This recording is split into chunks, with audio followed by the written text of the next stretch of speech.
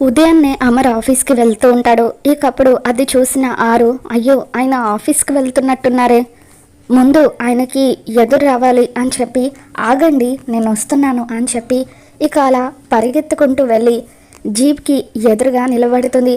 మరోవైపు బాగీ కూడా అమర్కి ఎదురు రావడం కోసం అలా పరిగెత్తుకుంటూ వెళ్ళి జీప్కి ఎదురుగా నిలబడుతుంది. ఆరు బాగీ ఇద్దరు కూడా ఒకరినొకరు చూసుకుంటారు. హాయ్ అని చెప్పి బాగీ ఆరుకి హాయ్ చెబుతూ ఉంటుంది.